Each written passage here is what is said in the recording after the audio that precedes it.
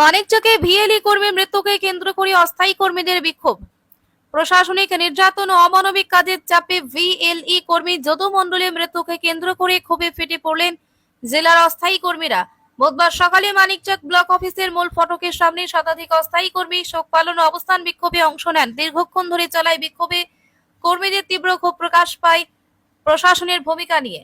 বিক্ষোভকারীদের অভিযোগ, টানা 48 ঘন্টা কাজের অমানবিক চাপ সহ্য করতে না পেরে মৃত্যু হয়েছে যদু মণ্ডলের। তাদের দাবি, এই মৃত্যুর জন্য দায়ী প্রশাসনিক কর্তাদের বিরুদ্ধে কড়া ব্যবস্থা নিতে হবে। পাশাপাশি মৃত কর্মীর পরিবারের একজনকে সরকারি চাকরি ও উপযুক্ত আর্থিক ক্ষতিপূরণের দেওয়ার দাবি তোলেন তারা। এদিনের বিক্ষোভে উপস্থিত ছিলেন সংগঠনের কেন্দ্রীয় কমিটির সাধারণ সম্পাদক সন্দীপ রায়, যুগ্ম সম্পাদক পিনাকি ব্রত সজ্জন, পল্টু মিশ্র, সুবীর রায় সহ জেলা ও ব্লক নেতৃত্বরা। বক্তারা একে প্রশাসনের অমানবিকতার জ্বলন্ত উদাহরণ বলে উল্লেখ করেন এবং জানান, অস্থায়ী কর্মীদের উপর অব্যাহত চাপ ও অবমূল্যায়ন আর চলবে না। নেতৃত্বের হুঁশিয়ারি, প্রশাসন যদি দ্রুত মৃত কর্মীর পরিবারের প্রতি সুবিচার না করে তবে আগামী দিনে আরো বৃহত্তর আন্দোলন গড়ে তোলা হবে। কর্মীদের দাবি শুধুমাত্র শোক নয়, এই প্রতিবাদ হোক তাদের অধিকার প্রতিষ্ঠার লড়াইয়ের সূচনা।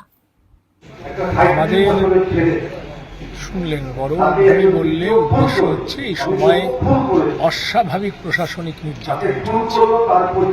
শনি রবি সহ ছুটির দিনগুলো যেগুলো ক্যালেন্ডারে সরকার দেয়, কোনো ছুটির দিনে ছাড় পাচ্ছেন না কর্মচারী।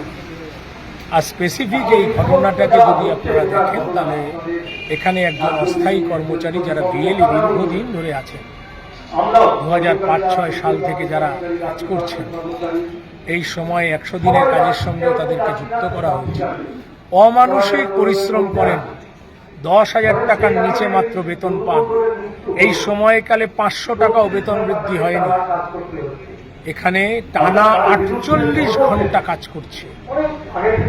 সকালবেলা 2-1 ঘন্টা হয়তো ছাড় পেয়েছেন। অসুস্থতার কথা বলা সত্ত্বেও ছাড় পাচ্ছেন। এই করবার পর তিনি সেরিব্রাল অ্যাটাকের মুখোমুখি হন। অল্প বয়স, 36-38 বছর বয়স। তাকে হাসপাতালে নেওয়া হয় এবং সোমবার দিন তার মৃত্যু হয়। এই ঘটনা প্রাতিষ্ঠানিক হত্যা, এটা কোনো মামুলি একটা মৃত্যু নয়। পরিকল্পিতভাবে প্রশাসন যে অত্যাচার করছেন, 2011 সালের পর থেকে এটা 23তম অস্বাভাবিক মৃত্যু পঞ্চায়েত কর্মচারী। স্তর পঞ্চায়েতে, বিশেষত গ্রাম পঞ্চায়েতে স্থায়ী এবং অস্থায়ী কর্মচারীরা যেভাবে আক্রান্ত হচ্ছেন, এটা সারা দেশে নজিরবিহীন, সারা রাজ্যে নজিরবিহীন। তার প্রতিবাদ হচ্ছে, প্রশাসনের বিরুদ্ধে প্রতিবাদ হচ্ছে এবং এরকম কোনো পদক্ষেপ হলে আগামী দিনে বৃহত্তর আন্দোলন হবে, এই ঘোষণাই আমরা করছি। কিন্তু দাবি হচ্ছে এই মুহূর্তে এখানে একেবারে সুনির্দিষ্টভাবে ভিডিও দায়ী। এখন তার বিরুদ্ধে এফআইআর করবেন কিনা তার পরিবার, তারাই বলতে পারবেন, তাদের পক্ষেই করা সম্ভব। আইনত ব্যবস্থা কিভাবে নেবেন সেটা প্রশাসন ঠিক করবেন। আমরা বলছি, উনি এই হত্যাকাণ্ডের, এটা একটা হত্যাকাণ্ড এবং এই হত্যাকাণ্ডের মূল পাণ্ডা, তার বিরুদ্ধে প্রশাসনকে ব্যবস্থা নিতে হবে। 1 নম্বর, যদি না নেন তাহলে এই ভিডিও মানিকচক ব্লকে আর কখনো এই চেয়ারে এসে বসতে পারবেন না।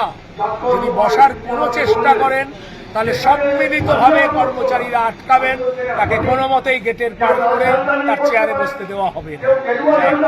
2, যদুনাথ মণ্ডলের পরিবারের কোনো একজন যাকে সম্ভব চাকরি দেওয়া, তাকে সরকারি সমস্ত নিয়ম মেনে তাকে স্থায়ী পদে চাকরি দিতে হবে। 3, তার ক্ষতিপূরণ হিসাবে পরিবারের একটা তরতাজা ভারতীয়, একটা তরতাজা বাঙালি, একটা মানুষ তার মৃত্যু হলো, এইভাবে তার ক্ষতিপূরণ কমপক্ষে 10 লক্ষ টাকা হতে হবে, প্রশাসনকে পরিবারের হাতে তুলে দিতে হবে। এই ঘটনার পরিপ্রেক্ষিতে আমাদের মূল 3টে দাবি, এবং এই ব্লক সহ এই জেলায় আর কখনো ছুটির দিনে সময়ের বাইরে কাজ করানো বাধ্যতামূলক করা যাবে না। সেটা হলেই আন্দোলন হবে, প্রতিবাদ হবে।